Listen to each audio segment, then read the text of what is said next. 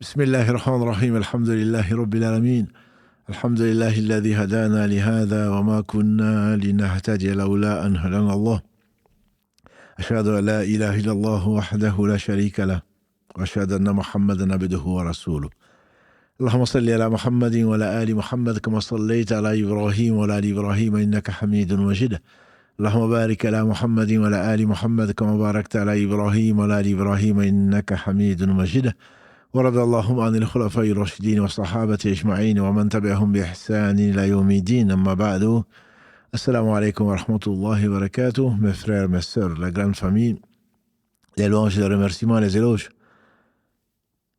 Les remerciements, les éloges, disais-je, les louanges ne reviennent qu'à Allah subhanahu wa ta'ala, le premier qui n'a pas de début, le dernier qui n'a pas de fin. L'apparent, le dominant sur toute chose, le subtil, le bien informé, nous le louons. Il est le seul digne d'adoration, il est le seul digne de louange. Al-Hamid. Nous demandons protection contre les conséquences de nos péchés et les tendances de l'âme. Celui que Allah guide, nul ne saurait l'égarer. Celui qui est privé de sa guidée, nul ne saurait lui montrer le droit chemin. J'atteste donc qu'il est le seul digne d'adoration.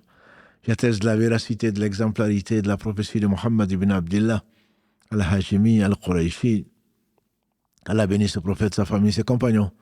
Tous ceux qui les auront suivis dans le droit chemin et nous fassent l'honneur d'en faire partie. Ensuite, donc, bienvenue dans ce live de l'islam au quotidien que vous aimez tant, mais inutile de commencer à téléphoner puisque nous avons au moins une petite demi-heure pour essayer de corriger le quiz comme nous l'avons fait depuis maintenant des mois. Donc on va commencer par corriger le quiz et barakallahu fi ceux et celles qui ont profité du quiz pour réviser donc leur connaissance sur la prière, cet acte noble ô combien important, deuxième pilier de l'islam. Et certains ont avoué qu'Allah bénisse leur progression grâce à lui, qu'ils ont progressé, ils ont appris beaucoup de choses au travers des quiz. Et l'intention était, en tout cas, était celle-là. Qu'Allah nous enseigne ce qui nous sera utile et nous en fasse profiter. Donc aujourd'hui, c'est le dernier quiz de comment réparer la prière. Comment réparer la prière? Après avoir vu les piliers, les sunan, on va parler aujourd'hui, Inch'Allah, les annulatifs. On va parler de la dernière séance de comment donc rattraper la prière en groupe, bien sûr. Quand on dit rattraper, il ne s'agit pas de laisser passer l'heure de la prière et de la rattraper comme on aime souvent le dire. On ne rattrape pas une prière en réalité, sauf comme l'a dit le prophète sallam, quand on a dormi, quand on dort ou quand on a oublié. Là, il s'agit de comment corriger une prière, donc compléter une prière quand on vient trouver une prière en groupe. Et le résultat est assez étonnant, parce qu'on a une courbe de Gauss centré autour de 9, et puis on a un pic à 15 ans, un pic à 16 ans et à 20. Mais bon, peu importe, l'essentiel c'est pas les notes, mais je félicite quand même toutes les personnes qui ont participé, qui ont leur compte donc comme adoration. Et au jour du jugement dernier, ils ne seront pas déçus. Donc on a cette fois-ci, peut-être le chiffre le plus bas, 760 personnes à cette heure qui ont parlé, qui ont participé donc au quiz avec des questions fréquemment où il y a eu des erreurs. Il y a la question 6, et retenez là, la 7, la 8, la 9 et la 10. Donc de 6 à 10, il y a eu quelques erreurs. Avant de corriger donc ce quiz, je rappelle qu'il y a deux façons de compléter une prière, quand on arrive une prière en groupe. Le prophète alayhi salatu salam, par rapport à Abu Bakr qui est arrivé en retard, qui a fait du bruit et rejoint le groupe après avoir fait la raka'a, le recours à la porte. Ensuite, il a dit, le prophète sallam, il dit que Allah te renforce ou qu'Allah augmente ton amour de la prière. Ne refais plus ça. Alors, venez calmement à la prière, a-t-il rajouté comme conseil, venez calmement à la prière et complétez ce que vous avez raté. C'est une version, c'est ce qui est suivi par les Hanbali. Complète ce qui est raté ou ce qu'on a manqué. Et l'autre version, c'est venez calmement à la prière et rattrapez ce que vous avez perdu. Donc les imams de l'école Maliki rattrapent ce qu'ils ont perdu. C'est pour cela que vous verrez que les réponses sont différentes de ce qui complète la prière. Je m'explique. La différence semble minime, mais la réalité est différente, complètement différente. Rattraper ce que j'ai perdu, ça veut dire que si je suis venu, j'ai eu 3 raka'as du Isha. Si compléter ma prière, ça veut dire que j'ai eu 3 raka'as, et donc je vais prier la 4e raka'a. Donc je vais la faire avec Fatiha à voix basse. Alors que si je dois rattraper ce que j'ai perdu, dans la version du hadith suivie par les Maliki, ça veut dire que j'ai raté la première raka'a. Donc je vais prier la Fatiha, la Soura et à voix haute pour un homme ou pour une femme qui donc prie seule ou en groupe avec des femmes, donc à voix haute. Elle peut le faire bien sûr, elle n'est pas obligée de le faire. Chez les Maliki, c'est d'ailleurs déconseillé de le faire. Donc c'est toute la différence. Si je suis venu, j'ai eu 2 raka'as. Donc, j'ai pu prier la 3e et la 4e raka avec l'imam. Si je dois compléter ma prière, je vais continuer à prier avec Fatiha et Fatiha à voix basse. Ce qui ferait quoi? Ce qui ferait une prière avec 4 raka, toutes avec la Fatiha et toutes à voix basse. Les 2 raka, 3e et 4e, avec l'imam qui l'a récité à voix basse et que moi j'ai suivi en récitant que la Fatiha, et la 3e et la 4e raka que j'ai prié seul, où je vais me retrouver en train de compléter ma prière, c'est-à-dire je vais faire ma 3e ou ma 4e raka, puisque ma première raka, qui est la 3e raka de l'imam, ma 2e raka, qui est la 4e raka de l'imam, ont été toutes faites avec la Fatiha et à voix basse.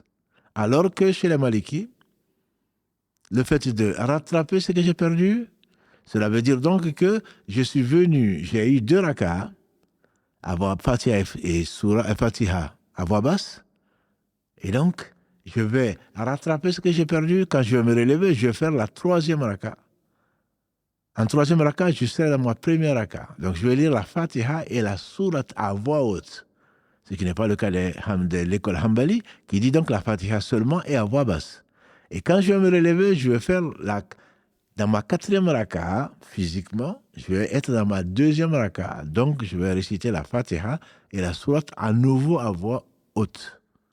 Voilà. Donc, je vais recommencer avec Fatiha à voix basse, les 2 raka à voix basse, et j'aurai fini, j'aurai inversé, donc j'aurai rattrapé donc ce que j'ai perdu, c'est-à-dire Fatiha et sourate à voix haute.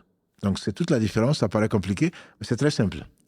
Donc, à partir de ce moment, je ne vais vous donner que les réponses de l'école Maliki, c'est-à-dire on va rattraper ce qu'on a perdu. C'est peut-être ça qui explique aussi la moyenne, donc, qui est plutôt de 11 dans ce quiz. Première question. Je suis arrivé à la première raka d'une prière en groupe, après la lecture de la Fatiha et d'une sourate, mais avant le record. Ce que nous avons dit, la règle. Est-ce que j'ai eu la raka'a ou pas? Est-ce que j'ai eu la prière avec un cycle ou pas, la raka'a? C'est si j'arrive avant que l'imam ne se relève du record. Donc c'est facile à retenir. J'ai eu le record avec l'imam, avec le groupe, donc j'ai eu la raka'a. C'est la même origine linguistique. Record et raka'a. J'ai eu la génuflexion, donc je compte, même si je n'ai pas lu la Fatiha. Même si je n'ai pas lu autre chose, j'ai eu quand même je compte comme si j'avais eu la raka'a. Donc ici, la bonne réponse pour cette première question, et vous avez été nombreux, 85% à l'avoir, c'est que je n'ai rien à rattraper. Pourquoi? Parce que j'ai eu la première raka'a. Je n'ai eu que le record, je n'ai pas eu la Fatiha, ni rien, mais j'ai eu le record, donc j'ai eu la raka'a. Et c'était la bonne réponse, la réponse C. Deuxième question. Je suis arrivé à la première raka d'une prière en groupe et trouvé l'imam dans le record. Qu'est-ce que je fais?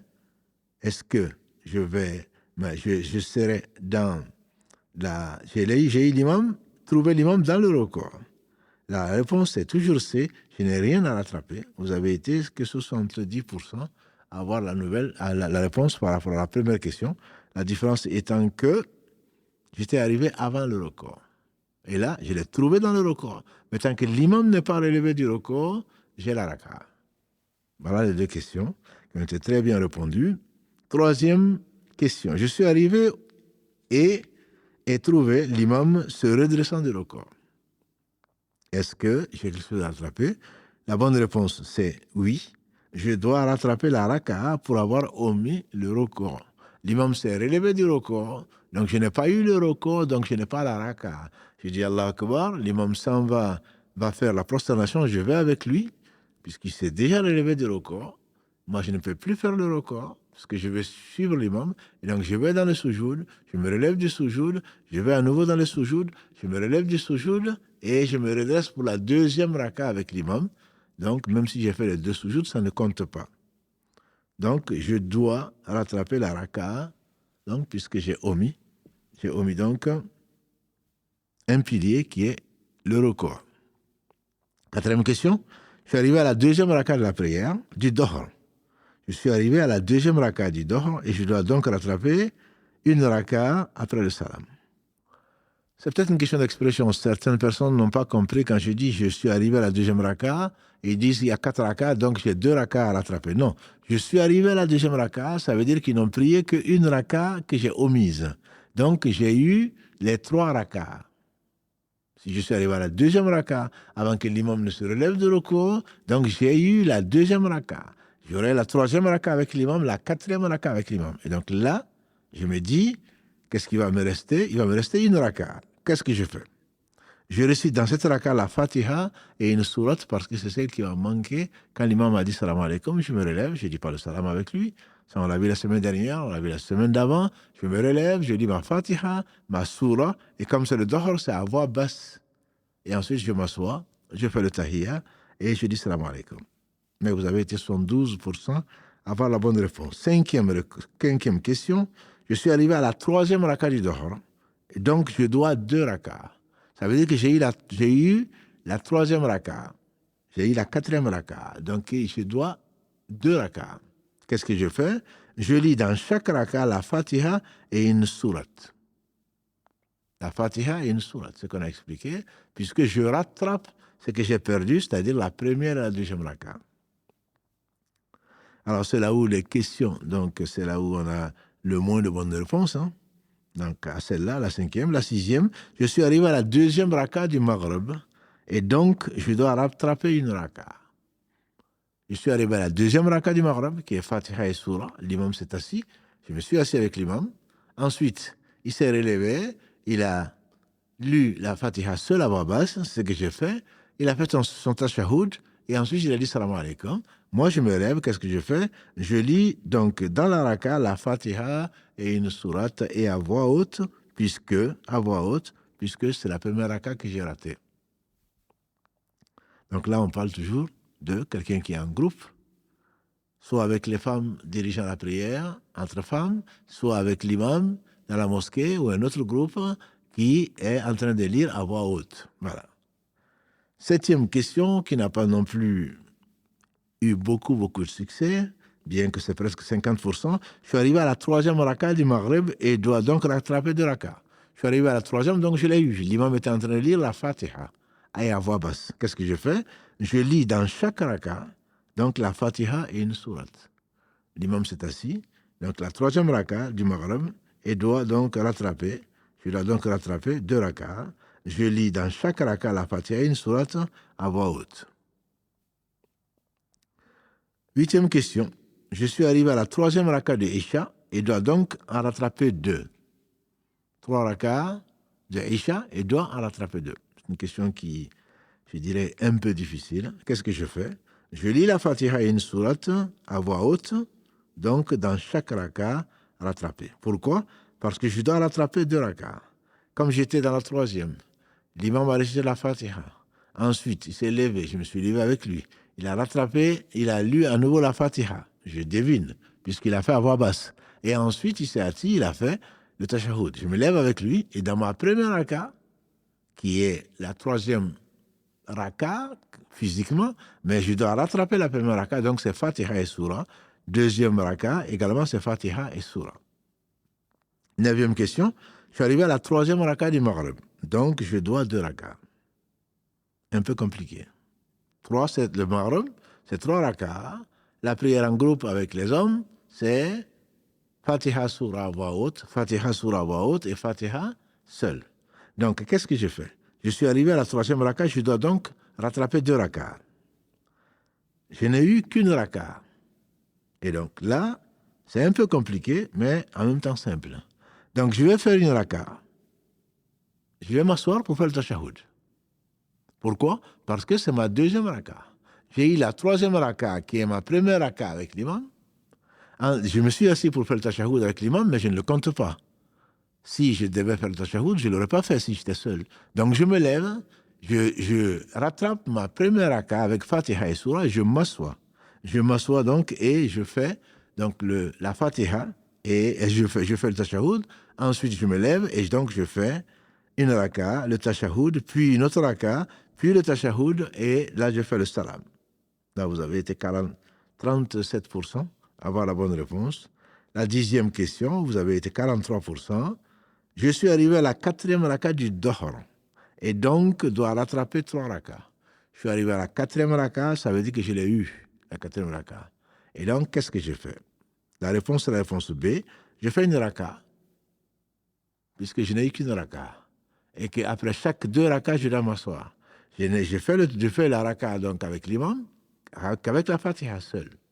Ensuite, quand l'imam va dire salam alaikum, je vais faire une raka. Je fais une raka, je vais m'asseoir parce que c'est ma deuxième raka, tout seul. C'est ma deuxième raka, j'ai fait la première en groupe, et là c'est ma deuxième raka, je m'assois, puis je me lève et je fais le tashahhud, je me lève donc, et puis je fais 2 rakas, et je fais le tashahhud. Et je fais le tashahhud. Que je me répète, je suis arrivé à la 4e raka du Dohr, qui est donc Fatiha Surah, tashahhud, Fatiha, Fatiha. Mais moi j'ai raté Fatiha Surah, tashahhud et Fatiha. Mais j'ai eu l'autre Fatiha. Donc quand je vais me relever tout seul, je vais lire Fatiha et Surah et je m'assois parce que c'est ma deuxième raka. Chaque fois qu'on est arrivé à la 3e, donc qu'on n'a eu qu'une raka plutôt, on s'assoit pour faire, après le salam, on se lève, on fait une raka et on s'assoit pour faire le tashahhud parce que c'est notre deuxième raka, naturellement. Et donc ensuite on se lève et on va faire donc 2 rakas. Là, dans la première raka, puisque c'est le Dohr, je vais rattraper quoi? Je vais rattraper la deuxième que je n'ai pas faite, qui est Fatiha et Surah, et ensuite je finis donc par la Fatiha. C'est fini donc par la Fatiha. Donc ça c'est la question numéro 10. La dernière question, la question numéro 10. La 11e question, je suis arrivé à la 4e raka du Isha. Et je dois donc rattraper 3 rakas. C'est presque comme l'autre, à part que l'autre, c'est le Dohr. Dans le Dohr, toutes les prières sont à voix basse. Dans le Isha, il y a 2 rakas à voix haute et 2 rakas à voix basse. Qu'est-ce que je fais? La réponse, donc, c'était la réponse C. Je lis la Fatiha et une sourate à voix haute, puisque c'est la première que je vais lire quand je vais me lever seul. Je vais faire donc la Fatiha et une sourate à voix haute dans les 2 premiers rakas à rattraper, puis la Fatiha à voix basse dans la 3e rattrapée. Je lis la Fatiha avec l'imam s'assoit, c'est le Isha. Il se dit salam alaikum. Je fais le tashahhud avec l'imam, il dit salam alaikum, je me lève. Je fais ma première raka, qui est Fatiha et Surah et à voix haute. Je m'assois pour faire le tashahhud. Et ensuite, je me lève. Je fais une 3e raka à voix haute et une 4e, dernière raka à voix basse. C'est ce qu'on appelle, chez les Malikis, les 2 rakas aux 2 extrémités légères et pleines au milieu. Légère parce que ma 4e raka que j'ai pu faire avec l'imam était seulement avec la Fatiha. La dernière raka que je vais faire sera également avec la Fatiha. La 2e raka que je vais faire et la 3e seront Fatiha et Surah. Voilà donc un peu l'esprit. Et alhamdulillah, là, vous avez été 75%, donc à trouver la bonne réponse. J'espère que le message est passé et que ceci a été compris. Bien entendu, il faut souvent le réviser. Alhamdulillah, on pourra, Inch'Allah, travailler ensemble. Grâce à Allah, ça fait quelques mois maintenant qu'on travaille sur la prière, sur ces piliers. Et c'est une bonne façon, à mon avis, pour pouvoir retenir. Et en même temps, des travaux dirigés ou des exercices que nous faisons ensemble, à travers des quiz, tout en s'amusant. et qu'Allah vous le compte comme donc un temps d'adoration, c'est-à-dire le meilleur temps donc, de notre vie. Maintenant, on va passer, Inch'Allah, à la deuxième partie qui vous intéresse le plus, qui est donc les questions individuelles. Et là, vous pouvez appeler. Karim est là, il vous passe le salam. Il est là pour donc faire transmettre vos questions. Et on va également prendre certaines questions écrites de la semaine dernière, puisqu'on en a encore beaucoup auxquelles on n'a pas répondu. Donc, on va continuer, on va commencer par les prières, les questions sur la prière.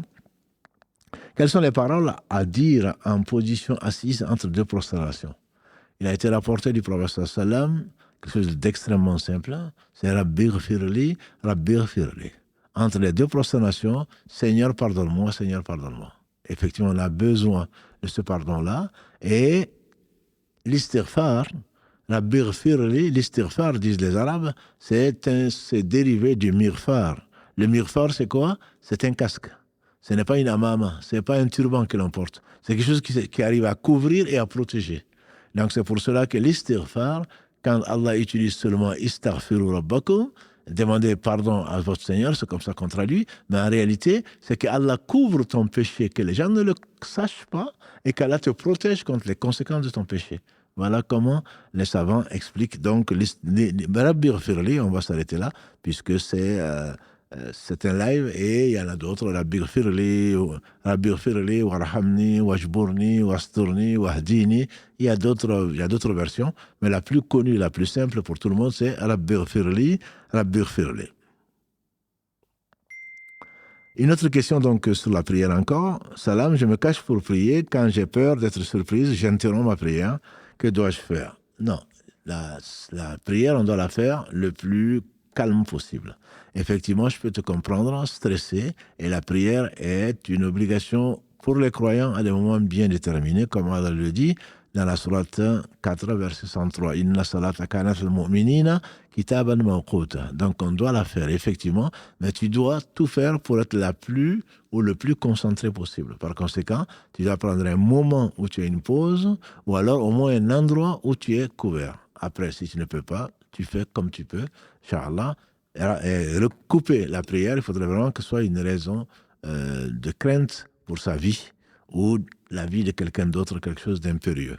Voilà. Donc au moins, en faisant le tour de la maison, en faisant le tour de l'extérieur, tu verras où tu pourras tranquillement, au moins j'espère, faire ta prière et qu'Allah te récompense pour l'amour de l'obéissance à Allah et à son messager et la crainte d'Allah subhanahu wa ta'ala qui te préservera, incha'Allah, de son courroux et sa colère au jour du jugement dernier.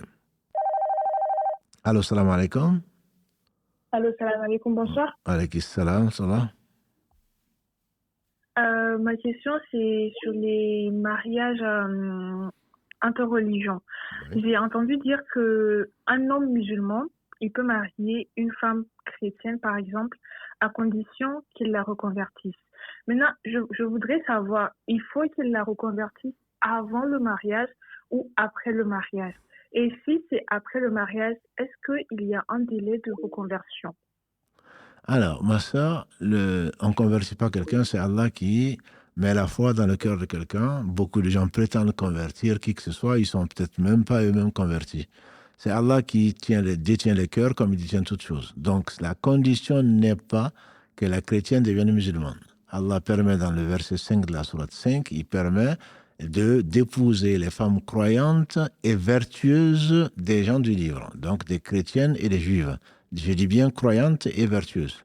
Donc je suis convaincu que tous les prophètes dont se réclament tous les gens du livre croient en Allah, en ses anges, en ses livres, en ses prophètes au jour du jugement dernier, au destin, et que la vertu et la morale est prescrite dans toutes les religions qui ont une origine divine. Donc à partir de ce moment-là, le problème ne se pose pas. Allah le permet, sourate 5, verset 5.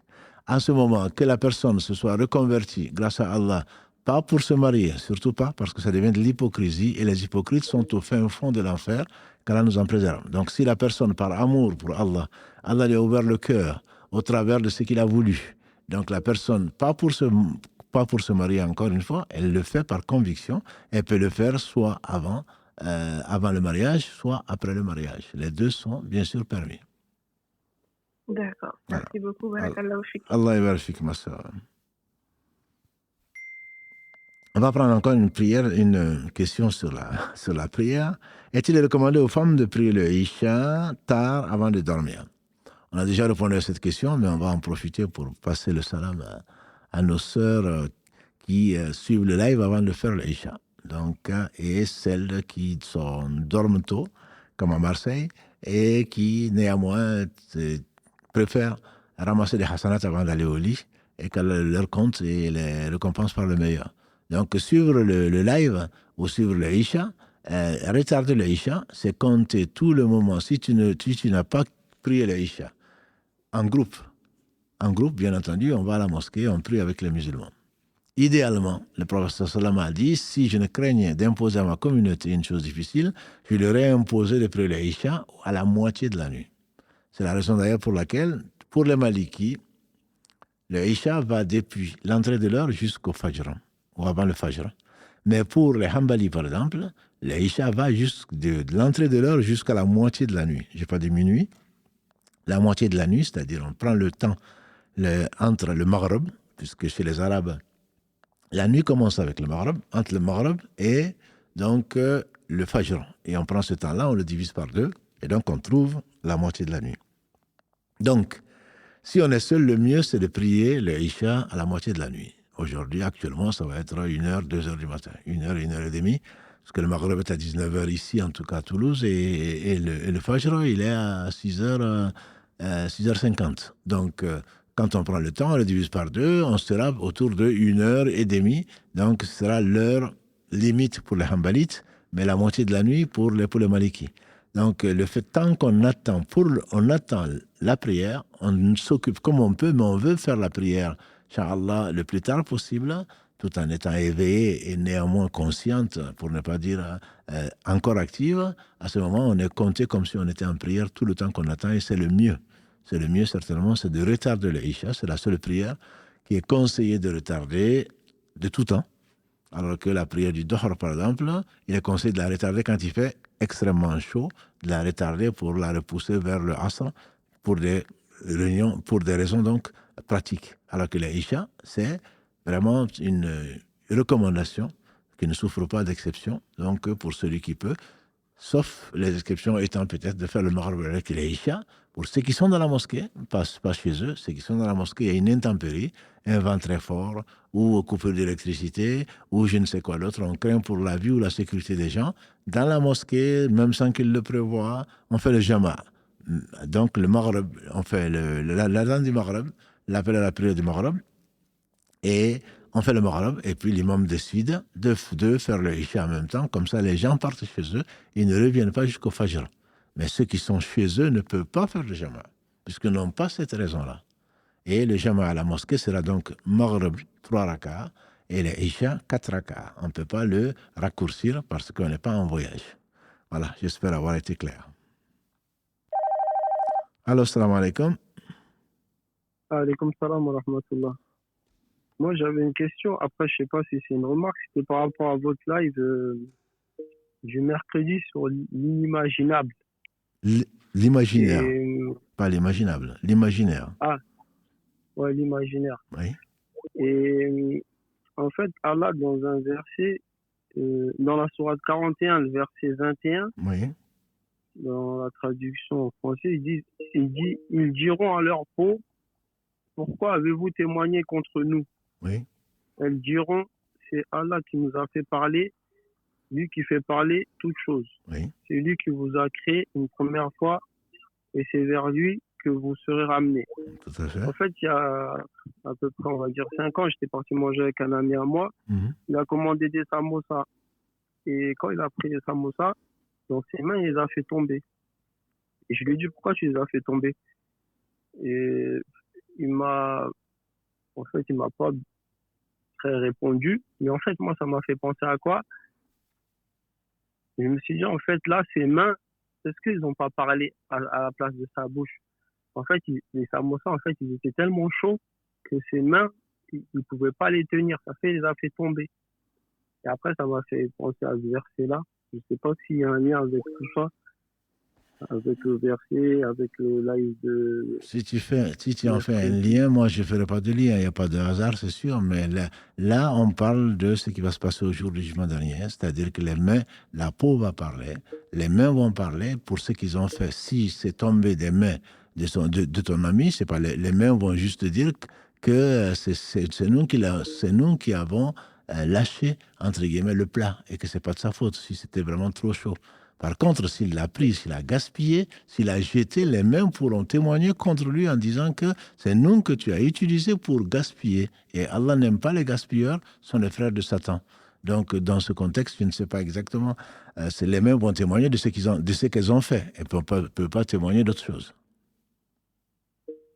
D'accord. Voilà.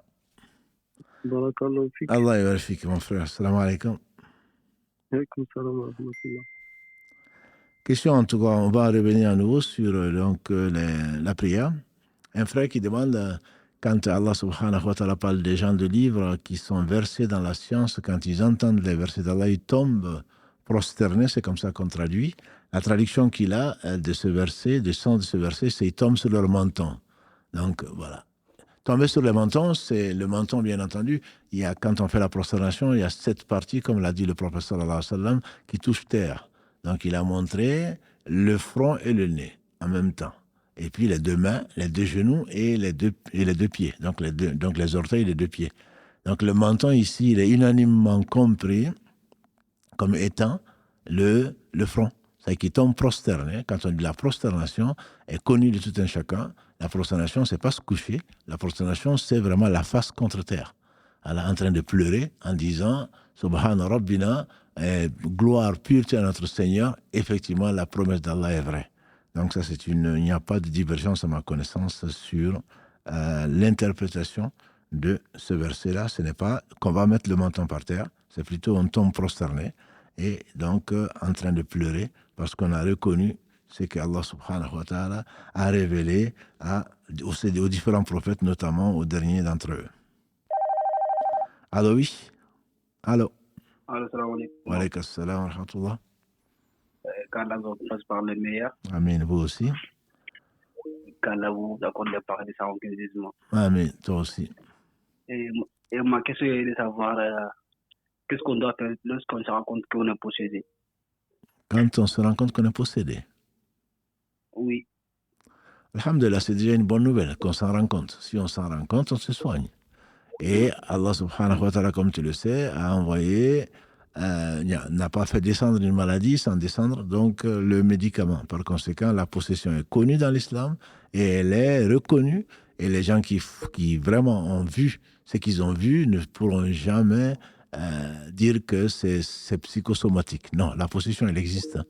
Elle existe vraiment. Et pas plus tard qu'il y a 2 jours, on a vu une personne qui est possédée. Donc non, la personne ne maîtrise plus ce qu'elle fait. Elle réagit, elle change parfois de voix, même de langue parfois. Quand je dis la langue qu'elle parle parfois, une langue qu'elle n'a jamais apprise, et elle va se mettre à parler chinois par exemple, ou je ne sais quoi d'autre, parce que le djinn qui l'a possédé est chinois. Voilà, il comprend chinois, ou va se mettre à parler arabe, ou va se mettre à parler anglais, alors que la personne elle-même n'a pas étudié cette langue-là. Donc, qu'est-ce qu'on fait? On fait la ruqya. La ruqya, c'est quoi? C'est ce que tu sais. C'est le fait de soigner par soit le Coran, soit des hadiths du prophète sallallahu alayhi wa sallam. Pour le Coran, c'est n'importe quel verset du Coran avec la conviction qu'Allah guérit. Allah dit entre autres dans le verset 82 de la sourate 17, Allah a fait descendre dans le Coran une guérison et une guidée pour les croyants. Et donc tu sais également dans le hadith d'Abu Saïd al-Khudri qu'Allah l'a agréé, le prophète sallallahu alayhi wa sallam a dit qu'il y avait des voyageurs donc, qui se sont arrêtés, ils leur ont refusé l'hospitalité, des non-musulmans leur ont refusé l'hospitalité et leur chef a été éprouvé par une piqûre soit d'un serpent, soit d'un animal venimeux, d'un scorpion. Et donc, le compagnon a récité la Fatiha et Allah a guéri la personne. Et donc, on appelle ça d'ailleurs donc la ruqya. Donc, quand on est possédé, et j'ai vu des cas, quand on récite le Coran, les djinns, les shayatines en particulier, ne peuvent pas supporter la lecture du Coran. Ils s'en plaignent et ça les brûle. Donc, ça les fait sortir. Donc il faut continuer, grâce à Allah subhanahu wa ta'ala, sa parole, il faut continuer jusqu'à ce que la personne se sente mieux, c'est-à-dire qu'elle revient à son état normal, après une grosse fatigue, parce que la possession fait que la personne est très secouée. Et d'ailleurs, les personnes possédées, parfois, elles sont comme des folles, comme des personnes folles. Elles ne contrôlent plus non seulement elles ne contrôlent pas, mais en plus, elles sont d'une force extraordinaire. C'est-à-dire qu'elles sont capables, de soulever, pas des montagnes, mais de soulever des hommes de comme des kilos. Donc, ce ne sont pas vraiment elles.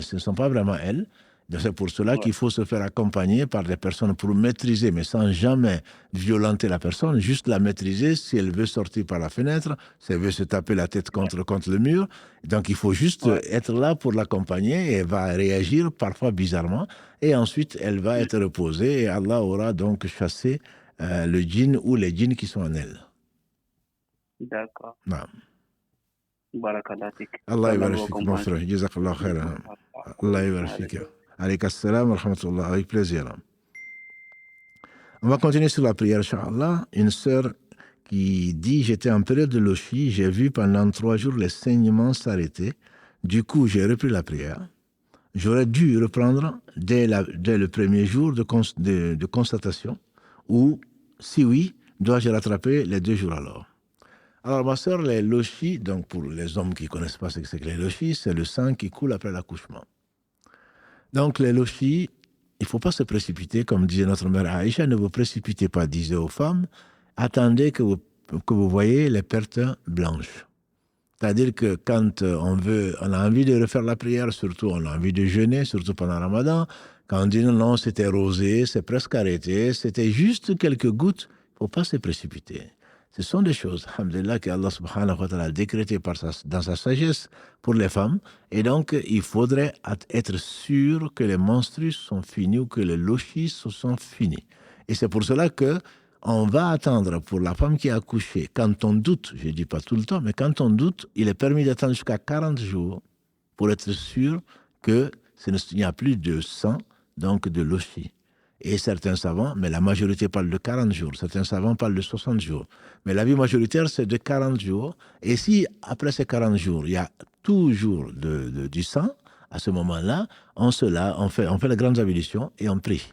On prie malgré, comme on l'a vu avec Si Mohammed, barakallahu fi, avant chaque prière obligatoire, on refait les ablutions tant qu'il y a des saignements. Et donc, les menstrues, c'est exactement pareil. Les menstrues, on attend. S'il y a des femmes qui ont des menstrues qui s'arrêtent au bout de 6 jours, de 7, de 8, de 9 jours. Bon, en général, ça ne dépasse pas ça. Mais si ce n'est pas, je ne parle pas de sous contraception. En temps normal, donc c'est de 8 à 9 jours, bref, en moyenne. Si le sang continue, on ne prie toujours pas, jusqu'à 15 jours. 15 jours est le maximum que les savants fixent. Quand c'est la moitié du mois, alors on fait exactement comme on vient de dire. Même s'il y a des saignements, ce sont des météorologies, c'est du sang qui est non menstruel. On consulte bien sûr et on fait la grande ablution. Et avant chaque prière, on fait donc les petites ablutions avant chaque prière et on fait sa prière. Donc, dans ton cas, si, comme tu as dit ici, tu disais donc que pendant 3 jours, tu as attendu 3 jours et ensuite, donc, tu as prié. Tu pouvais attendre même plus, mais si tu as attendu 3 jours et que tu as effectivement vérifié qu'il n'y a plus de saignement, à ce moment-là, tu pries. On n'est pas obligé d'attendre 40 jours pour les lochis. Il y a des femmes, alhamdulillah, dont les lochis peuvent s'arrêter au bout de 20 jours ou de 30 jours. Peu importe. L'essentiel, c'est qu'on soit sûr qu'il n'y a plus d'écoulement de sang dû à l'accouchement. Donc, pour moi, les 3 jours que tu as d'observation, entre guillemets, ne sont pas rattrapés parce que c'est pour être sûr que tu n'avais pas vraiment une suite de saignements après le lochi. Wallahu a'lam. Allô, salam alaikum. Wa alaikum salam wa rahmatullahi wa barakatuh. Vous allez bien? Alhamdulillah, barakallahu fikum, et vous? Oui, ça va, alhamdulillah. Comment va Karim? Karim va bien, alhamdulillah, il vous passe le salam. Alhamdulillah, qu'Allah vous récompense Amin, pour votre travail, pour votre patience, pour vos conseils. Alhamdulillah. Allah vous récompense de la meilleure des manières en vous accordant le paradis sans jugement Amin, à vous et votre famille. Amin, barakallahu et à fik. Karim aussi. À Karim aussi. Allah lui accorde le meilleur. Inch'Allah, barakallahu fik, ainsi qu'à vous. Amin, barakallahu fik. Voilà, moi j'aurais une question, parce que dans mon pays d'origine, j'entends souvent les personnes dire je suis possédé par un djinn. Donc j'ai été voir une personne qui n'est pas un marabout. La personne me précise bien que c'est pas un marabout, qu'on lui donne des médicaments. Et souvent c'est des feuilles qu'on doit faire bouillir. Donc on se lave avec ces feuilles-là, on en boit. Moi j'aimerais savoir, est-ce que c'est légiféré dans la religion? Est-ce que c'est une façon de se soigner ou pas du tout? Ce qui est légiféré, non mais vous avez raison, si vous avez des doutes, c'est qu'il y a un problème. Mais ce qui est légiféré, c'est vraiment se soigner par le Coran. Mais ce qui se disent raqi, parce que dans l'islam, il n'y a pas de raqi, c'est Allah celui qui guérit. Malheureusement, on va s'accrocher à eux, c'est le fonds de commerce de beaucoup. Donc, on ne doit pas leur faire confiance. C'est qu'ils vont demander, on a déjà dit sur cette antenne, entre guillemets, le nom de votre mère, c'est que s'ils travaillent avec des djinns, ça c'est formellement interdit. Mais s'il y a effectivement des gens qui ont une bonne moralité, encore une fois, qui font la prière, par exemple, qui font la prière, on ne les voit pas en train de faire des choses qui sont des choses qui sont interdites, donc ce n'est pas de fisc. Voilà, c'est pas de la perversion vue et su de tout le monde. C'est des gens qui sont respectables, qui respectent leur famille, qui respectent les gens, etc. Et qui ont des médicaments qu'on fait boire et que l'on sait qu'ils ne vont pas invoquer autre que Allah dessus, que ces médicaments nous font, par exemple, vomir. Et ça c'est permis. C'est permis de le faire parce que souvent, l'expérience prouve que dans la sorcellerie en particulier, qui utilise les djinns, la sorcellerie utilise généralement les djinns. Et donc, dans la sorcellerie, souvent, on fait rentrer le djinn donc, dans l'estomac. Ce qui fait que c'est pour cela d'ailleurs beaucoup de gens qui soignent la sorcellerie font boire des litres et des litres d'eau salée ou alors de l'huile qui va provoquer donc le vomissement. Et si ça provoque le vomissement, ce qui est rentré avec le djinn dans l'estomac ressort. Voilà. Donc, voilà, ça c'est possible. Par contre, vraiment l'idéal, c'est de ne pas étudier le service de quelqu'un qui, en tout cas, il ne faut pas lire, il ne faut pas accepter d'écouter les charabias, des gens qui disent autre que le Coran. Là, c'est formellement interdit. Là, parce qu'ils travaillent avec les djinns, ils les chassent, ils les font venir, ils sont à leur service et ils ont vendu leur religion. Mais si c'est juste une potion à boire et qui fait ressortir, entre guillemets, et qui fait vomir ou autre chose, ça, c'est pas quelque chose qui soit interdit. D'accord, parce que la personne, elle me dit qu'elle voudrait aller chez une personne, comme je viens de vous expliquer, et que la personne lui demande de l'argent, mais que c'est elle qui décide la somme qu'elle lui donne. Ou soit parfois, c'est pas grand-chose, la somme d'argent. Oui, là, il y a une discussion. Bon, il y a beaucoup de personnes qui se révoltent contre le fait que des gens qui soignent avec le Coran, si on peut parler de la ruqya, et qui demandent de l'argent, est-ce que c'est permis, c'est pas normal, on utilise le Coran pour gagner de l'argent.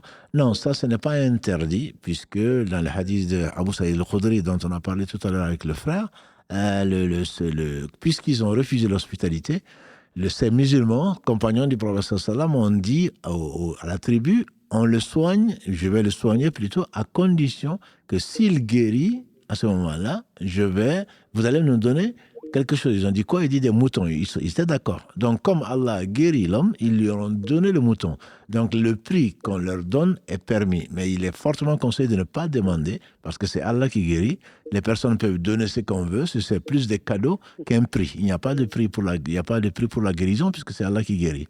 Donc, les gens qui demandent 50 € pour 2 djinns, 60 € pour 3 djinns, non, ça sont des charlatans. Là, on n'a pas à leur donner.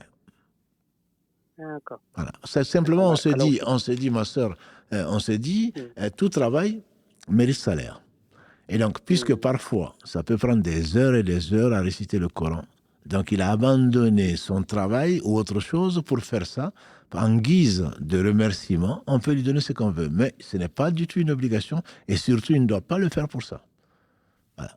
D'accord. Voilà. D'accord, je me renseignerai un peu plus alors sur la personne. Oui, mieux vaut, et s'il y a un doute, mieux vaut ne pas le faire. Allah nous suffit. Mieux vaut lire le Coran, même s'il y en a personne qui le lit. On sait lire la Fatiha tous, en tout cas, j'espère. Et on lit la Fatiha. Et avec la Fatiha, Allah guérit. Les 3 dernières sourates, on a vu, Allah en a fait une cause pour soigner le prophète sallallahu alayhi wa sallam de l'ensorcellement, de la sorcellerie dont il a été l'objet. Donc tout ceci est facile et mieux vaut se contenter de ça plutôt que d'aller voir quelqu'un. Et même si on fait la ruqya, le mieux c'est de faire soi-même la ruqya. Les savants disent, et ils ont raison, que mieux vaut le faire. Pourquoi ? Parce qu'imaginez simplement que Karim vous fasse la ruqya et que ça marche. Donc vous allez lui accorder, qu'on le veuille ou pas, inconsciemment, on va lui accorder une certaine piété de cœur, alors qu'Allah se le sait. Voilà. Donc on va s'attacher à une personne. C'est pour cela d'ailleurs que certains disent, est-ce que tu connais un bon raqi ? Il n'y a pas de bon raqi. Voilà. C'est Allah qui guérit. Donc on va finir par prendre Karim pour un guérisseur, alors que c'est pas vrai. Donc c'est pour cela que mieux vaut le faire soi-même plutôt que d'aller demander à quelqu'un d'autre à qui on va prêter des valeurs et des vertus que la personne n'a pas forcément. Allah vous récompense. Encore une fois, qu'Allah vous récompense par le paradis sans jugement. Tout ce que vous souhaitez, qu'Allah vous l'accorde. Amen. Barakallahu fik. Et qu'il vous garde longtemps auprès de nous. Inch'Allah. Barakallahu fik. Le salam à Karim. Inch'Allah. Karim. Prenez soin de vous. Barakallahu fik. Karim qui renvoie le salam. Ça fait plaisir. Prenez soin de vous et à très bientôt, Inch'Allah. Inch'Allah. Salam alaikum. Alayki salam wa rahmatullah. Salam alaikum. J'ai subi une opération de la gorge et je ne peux pas ou très peu parler. Comment prier ? Devrais-je rattraper toutes mes prières ? Il n'y a pas à rattraper. Tant que vous êtes vivant ou vivante, alhamdulillah, vous remerciez Allah. Vous priez comme vous pouvez. Vous ne pouvez pas parler, vous avez mal à la gorge, mais vous pouvez, j'espère, articuler. Il ne s'agit pas de prier à haute voix. Si vous devez prier à basse voix, j'espère que vous pourrez au moins réciter à basse voix, si vous pouvez sans forcer. Si c'est à haute voix, vous n'avez pas à le faire. Vous pouvez prier à basse voix parce que vous n'avez la yukallifu Allahu nafsan illa wusaha, comme on a dit la semaine dernière. Allah ne charge qu'une âme au-dessus de ce qu'elle peut supporter. Et donc, si on ne peut pas le faire à haute voix, on le fera à basse voix, il n'y a pas de problème. Mais il ne faut pas laisser passer l'heure de la prière sous l'excuse, entre guillemets, qui n'est pas islamiquement valable, qui est le fait qu'on est opéré. Si on n'est pas conscient, certainement, le problème ne se pose pas. On est sous anesthésie ou autre chose, on n'est pas redevable, on ne prie même pas. Voilà. Mais si on est conscient, on doit prier debout. Si on ne peut pas, on doit prier assis. Et si on ne peut pas, on doit prier couché. Et si on ne peut pas, on doit prier mentalement. Voilà. Donc ne laissez pas passer cette occasion pour gagner des hasanats. Le prophète sallam a dit, celui qui est dans la tombe, il va donner le monde de ce qu'il contient, s'il pouvait, pour pouvoir faire une seule prosternation, mais il ne pourra pas. Voilà, donc c'est une occasion, ce sont des occasions uniques qui ne vont pas se représenter jusqu'au jour du jugement dernier, et donc il faudrait vraiment profiter de chaque occasion, chaque fois qu'on peut dire Subhanallah, chaque fois qu'on peut dire Alhamdulillah, et la prière est là comme peut-être le zikr le plus complet, puisqu'on y récite le Coran, puisqu'on fait la prosternation, puisqu'on glorifie Allah, on le loue, etc., etc. Donc, ne vous laissez pas aller à la douleur. Prenez un Doliprane au besoin et faites votre prière le temps de 2 minutes, 5 minutes. Ce sera beaucoup mieux pour vous et j'espère mieux que tout ce sur quoi se lève le soleil, c'est-à-dire la terre et tout ce qu'elle contient. Allô? Salam alaikum. Wa alaykum salam wa rahmatullah. J'espère que vous allez bien. Alhamdulillah, barakallahu fik. Qu'Allah vous préserve, Ya Rabbi, Amin, Mohamed ainsi que Karim. Amin, barakallahu fik.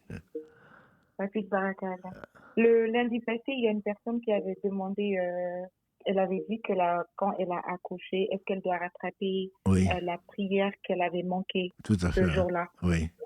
Oui, donc cela m'a fait penser exactement à moi pareillement. Oui. Je me rappelle le jour que j'ai accouché, mes contractions ont commencé après Fajr. Donc j'avais prié le Fajr et juste après, j'ai pas fait les autres prières après. Donc juste après le live, ce que j'ai fait, vu que j'avais accouché en décembre, j'ai regardé mon heure d'accouchement. Ensuite, j'ai regardé également l'heure des prières de décembre. et comparer ça à mon heure d'accouchement. Donc, j'ai vu que j'avais pas prié le Dor, le As et aussi Maghreb. Oui. Donc, directement, j'ai prié ces 3-là. Alhamdulillah. Et après, j'ai demandé à mes sœurs. Oui. Et il y a beaucoup qui ne l'ont pas fait. Et ma grand-sœur, elle m'a dit que son cas, vu qu'elle a été déclenchée, donc depuis 3 jours avant qu'elle n'accouche, elle avait commencé à saigner. Et d'autres personnes m'ont dit, ah oui, c'est vrai, j'ai pas pensé du tout à ça, j'ai pas prié. D'accord. Et donc, elles ont rattrapé. Et du coup, je me suis dit, on va demander à tonton Dafé si ça rentre dans le cadre de, si je ne savais pas, est-ce que Allah me pardonne ou je rattrape quand même? Non, on rattrape, c'est-à-dire que si effectivement je m'étais trompé, à ce moment on ne rattrape pas. Mais si effectivement on doit la prière, surtout comme tu le sais, c'est la première chose sur laquelle l'homme sera interrogé. Si la prière est bonne, Allah accepte tout. Et Allah ne nous en veut pas, ne nous tient pas rigueur si on s'est trompé. Et là, elles se sont trompées, elles ne savaient pas. Donc, il faut rattraper. Il faut rattraper et qu'Allah l'accepte. Et il n'y a pas de péché puisqu'elle ne savait pas. Mais c'est l'importance d'ailleurs pourquoi tu es sur ce live et d'autres. Donc, qu'Allah te récompense pour ce que tu as pu transmettre à d'autres qui ont pu le faire. Et ça, c'est important. Juste, j'en profite pour dire à mes sœurs, c'est pas parce que le travail a commencé, c'est ce sang qui sort, ce sang avant l'expulsion du fœtus n'est pas considéré comme des lochis. Voilà. Par exemple, quand il y a, exactement, quand il y a la poche d'eau, par exemple, on peut quand même prier si on peut. Bien sûr, on prend une pierre, on fait un tayammum, on prie comme on peut. Mais voilà. Mais si on n'a pas pu le faire, une fois que le fœtus est expulsé, effectivement, à ce moment, c'est les lochis. Et après le lochis, on doit, une fois qu'on est propre, ou après 40 jours, on doit faire les prières qu'on n'a pas faites. Et dans ton cas, effectivement, c'était le Dohr, le Asr et le Maghrib. Et qu'Allah accepte. Oui. Amin, Ya Rabbi, tonton Dafé. Qu'Allah vous préserve, Ya Rabbi, et vous accorde le paradis. Amin. Allah yabarak ma fille. Jazakallah khair. Amin.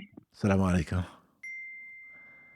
Alors, on va continuer, Inch'Allah, avec les prières, si possible, sur les prières. Donc, ici, j'ai regardé le Isha pour regarder les lives. Est-ce que c'est permis? Bien sûr que c'est permis. Je te le conseille d'ailleurs. J'espère que tu es encore devant ton appareil pour regarder le live. J'aimerais savoir qu'est-ce que dit le Coran et la Sunna par rapport à quelqu'un qui fait un serment, engagement à Allah, et n'arrive pas à respecter sa promesse. Merci beaucoup.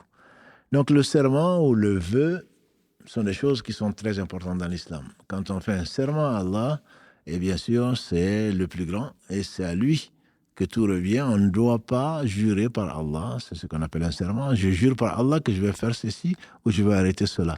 C'est une erreur de conception, carrément. C'est une erreur de conception. Beaucoup le font. Et même samedi dernier, on en discutait dans le cours.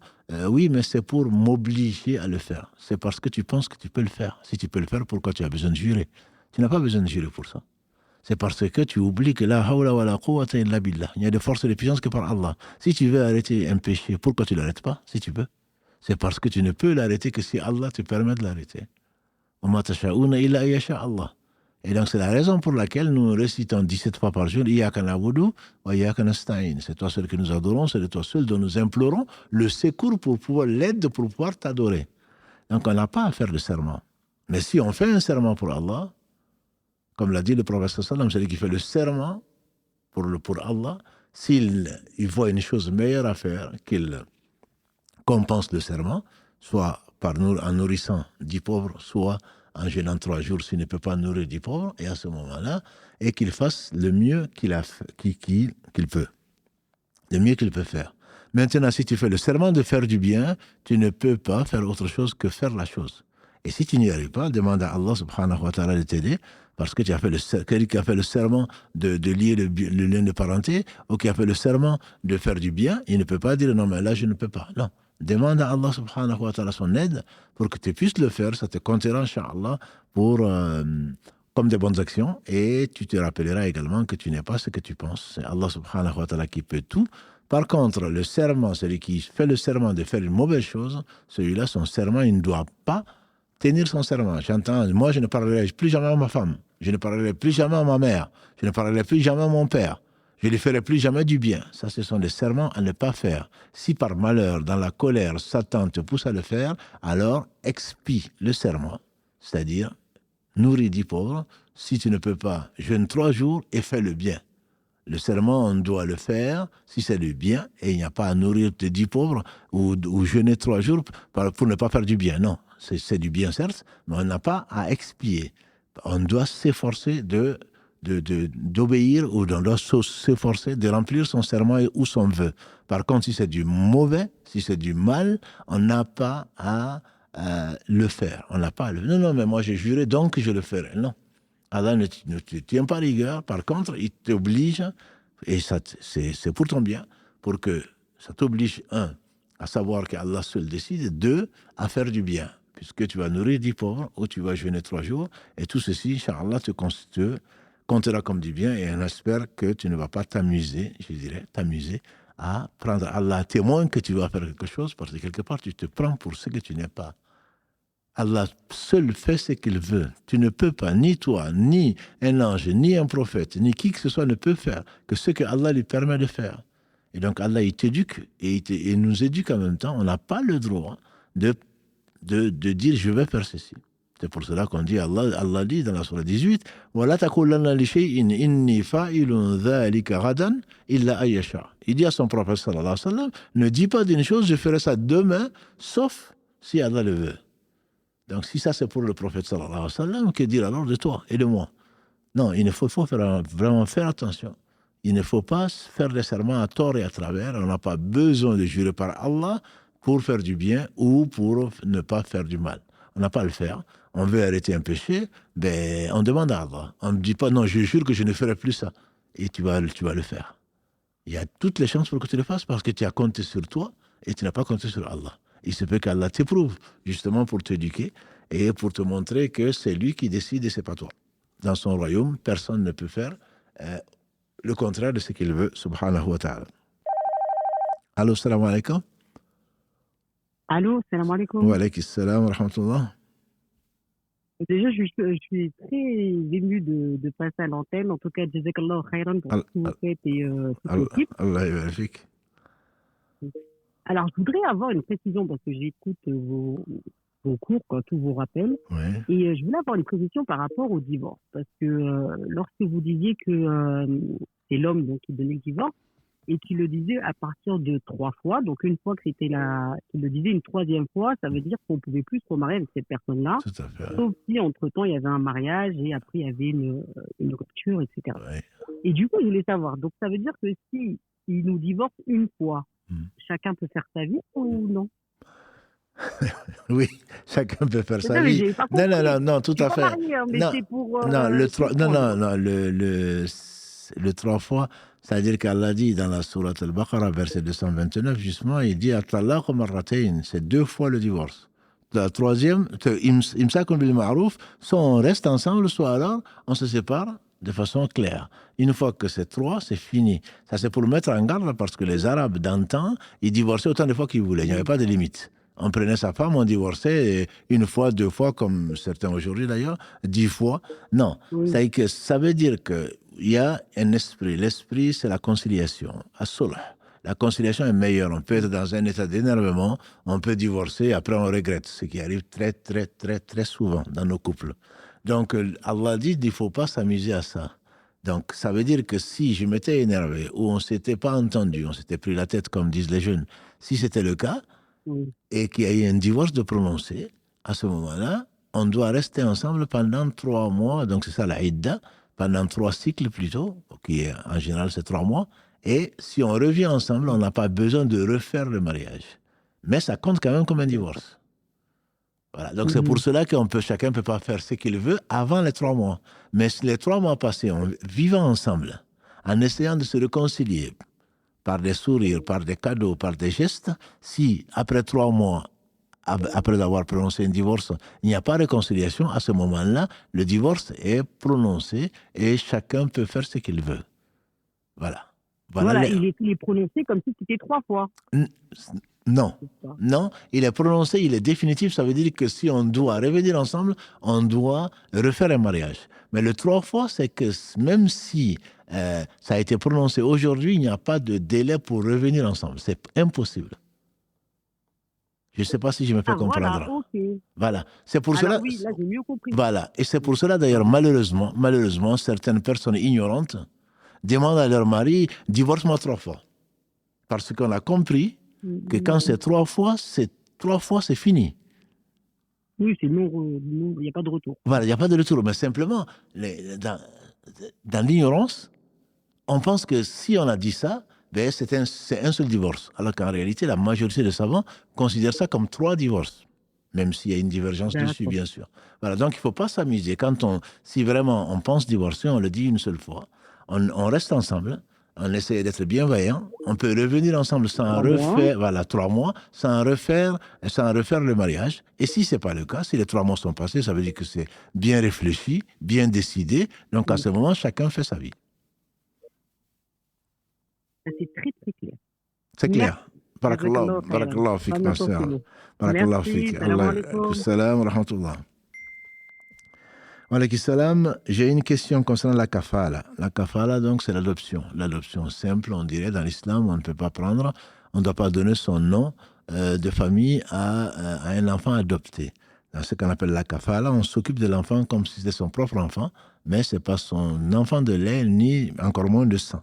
Doit-on faire un sacrifice pour la naissance de l'enfant adopté pour la kafala? La réponse est non. La réponse est non. Il a été, j'espère que ses parents ont fait un sacrifice, mais sinon lui-même il le fera. On n'est pas du tout tenu de faire un sacrifice pour avoir adopté un enfant. Et par contre, si c'est son enfant et qu'on n'a pas fait de sacrifice, on doit le faire dès qu'on peut. Le prophète sallam a dit c'est le 7e jour, sinon c'est le 14e, sinon c'est le 21e. Et si par négligence ou par oubli, on ne l'a pas fait, à ce moment-là, on le fait quand on peut. C'est tellement important, puisque le prophète sallam a dit que l'enfant, parmi les droits de l'enfant, c'est le sacrifice. C'est ce sacrifice, ça fait partie des droits de l'enfant. Et certains savants vont jusqu'à dire que si on sait que nos parents n'ont pas fait ce sacrifice-là, par ignorance ou par autre chose, on doit se le faire pour soi-même, donc à un âge assez avancé. Mais ce sont les parents, bien sûr, qui sont en faute, ce n'est pas nous, puisqu'on n'avait pas les moyens de le faire. Allô, salam alaikum. Oui, salam alaikum, imam, j'espère que vous allez bien. Alhamdulillah, et vous? Ainsi que Karim, j'espère qu'il se porte bien également. Il va très bien, apparemment. On lui passe le salam avec les deux. Il entend très bien. Alhamdulillah, il vous repasse le salam. Merci beaucoup. Allah en tout cas, merci beaucoup pour tout ce que vous faites vraiment pour la qualité des lives. Et vraiment, imam, je tiens vraiment à faire cette invocation qu'Allah préserve votre mémoire. Vous avez une mémoire incroyable. Quand on regarde les lives, vraiment, on voit pas de support ou quoi que ce soit. Vraiment, c'est que vous mémorisez très bien, qu'Allah préserve votre mémoire, qu'il préserve votre famille et ainsi que toute l'équipe. Alors moi, j'ai une question. Parfois, ça arrive quand je parle avec ma famille ou des personnes qui sont pas musulmanes. Ils nous posent souvent la question de mais pourquoi il y a 4 écoles en islam? Pourquoi il y a des divergences entre les savants? Donc ça veut dire que l'islam, parfois, on n'est pas d'accord, ou que voilà, il y a 4 imams, et voilà, moi j'aimerais bien pouvoir bien leur expliquer et bien leur montrer que non, il n'y a pas de divergence. L'islam, on est unis. Et donc voilà, c'était ça ma question. C'était pour que vous puissiez nous éclairer sur les 4 écoles. Inch'Allah, tu sais que je te renvoie à ce qu'a fait Karim comme playlist sur les écoles juridiques. En fait, on a traité ça juste avant dans les cours du samedi. Juste avant le fiqh contemporain, on a traité l'origine des écoles et on a traité chaque école et ses principes, et notamment les 4 imams. En fait, ce qu'il faut comprendre avec tes interlocuteurs, il faut simplement leur dire que pourquoi nous, on n'est pas d'accord sur un fait. Voilà, parce que chacun a ses arguments, chacun discute, à part que dans l'islam, on ne dit pas n'importe quoi, on se base sur des preuves, mais la compréhension des preuves peut différer. Elle peut différer. Par exemple, si vous étiez là au début du live pour le quiz, qu'est-ce qu'on a dit? Le prophète sallam a dit, venez calmement à la prière et complétez, priez ce que vous avez et complétez la prière. Et certains ont compris, venez calmement à la prière et à la fin de la prière, rattrapez ce que vous avez perdu. Donc, ces deux qui se ressemblent comme 2 gouttes d'eau n'ont pas les mêmes implications. L'un, c'est de rattraper ce qu'on n'a pas eu, la première, la deuxième raka, la troisième raka. L'autre, c'est j'ai déjà eu ce que j'ai eu, donc je complète ce qui me manque, c'est-à-dire la troisième et la quatrième. Voilà, donc ce sont des choses ils sont tous d'accord sur le même Coran. On n'a pas le Coran selon Marc, selon Matthieu, selon Luc. Pas du tout, c'est les mêmes. Ils sont tous d'accord sur les hadiths. Il n'y a pas de problème dessus. Simplement, c'est la compréhension. Quand un fait nouveau arrive, qu'est-ce qu'on va faire? Dans le dogme, par exemple, dans la sunna, il n'y a pas de divergence entre les 4 écoles. C'est la même école dogmatique qu'on appelle Ahl Sunna wal Jama'a, c'est-à-dire les gens de la sunna et les gens du groupe ou de la vérité, si on peut l'appeler ainsi. Voilà. Donc, quand il y a des divergences, ce sont des divergences de point de vue sur des événements qui vont arriver dans une communauté quelconque. On réunit les plus savants de la communauté. C'est aujourd'hui que c'est devenu des écoles. Du temps, je dirais, de l'imam Abu Hanifa, c'était le plus savant de l'Irak à l'époque. Et donc, autour de lui, Allah lui a donné une intelligence et une mémoire extraordinaire. Il était très intelligent et il enseignait ce qu'il enseignait. Autour de lui, il avait des élèves qui étaient très intelligents aujourd'hui, comme Abu Youssouf ou d'autres. Et donc, quand un cas se présentait, il disait alors, qu'est-ce qu'on fait? Il y a un qui va dire, oui, le Dieu dit ça dans le Coran. L'autre va dire, le hadith, il dit ceci. Et donc, ils vont, ce n'est pas une question individuelle et surtout pas une question d'ego. Ce n'est pas du tout ça. Ce sont eux qui craignent Allah le plus. Donc, ils hésitaient beaucoup à donner leur point de vue. Chaque fois qu'il y a un avis, bien sûr, si Allah donne une chose, ce n'est pas un avis. Si le prophète, que Dieu le bénisse, dit une chose, ce n'est pas un avis, c'est un ordre. Et si des compagnons ont compris, ils ont dit des choses, ils prennent ces choses-là plutôt que de donner leur propre avis. Donc, c'est plutôt de l'intelligence. Pour moi, c'est plutôt de l'intelligence. Et ce qu'il faut peut-être leur dire aussi, que c'est l'imam Malik, par exemple, un de ses élèves qui a formé une troisième école, entre guillemets, après sa mort. Donc, c'était Shafi'i. Et Shafi'i a eu comme élève également Ahmad. Donc, c'est comme l'élève qui a emmagasiné, qui a eu la science de sources différentes et qui en fait une synthèse. Si malgré son intelligence, bien sûr, on est tous faillibles, malgré son intelligence, il a dit une chose et l'élève a eu une autre idée ou a entendu autre chose qui vient confronter avec l'avis de son maître, il va dire, mais finalement, c'est ça l'orgueil. L'orgueil, c'est le fait de refuser la vérité. C'est pour cela que les écoles peuvent poser des problèmes à nous autres, parce qu'on va dire, non, moi je suis de telle école, donc c'est moi qui ai raison. Non, c'est Dieu seul qui a raison, et le prophète, que Dieu le bénisse, a été protégé par Dieu. Donc toute personne peut avoir tort. Mais en fonction de sa science, de sa sagesse, elle a probablement plus de raison que nous, parce que nous, on ne connaît pas ce que lui, il connaît. Voilà, donc il faut le mettre vraiment dans cet esprit-là, et il se respectait énormément. Il se respectait énormément. Quand un maître était là, l'élève n'acceptait même pas de donner son point de vue.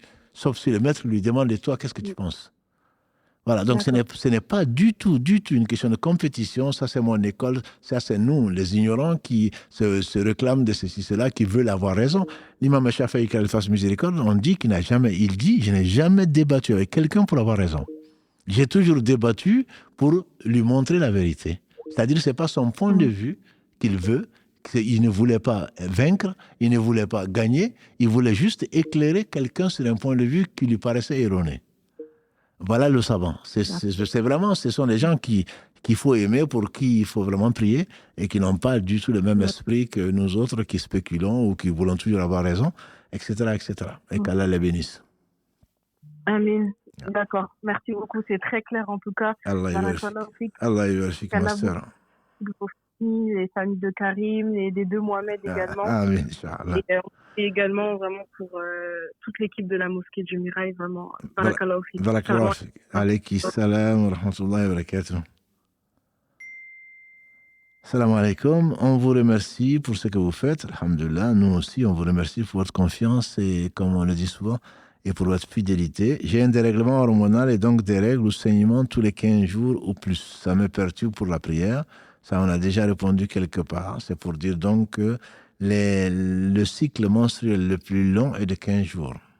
Et le cycle le plus court entre deux menstrues est de 15 jours. C'est-à-dire que si tu as des saignements de plus, il faut consulter encore une fois une gynécologue.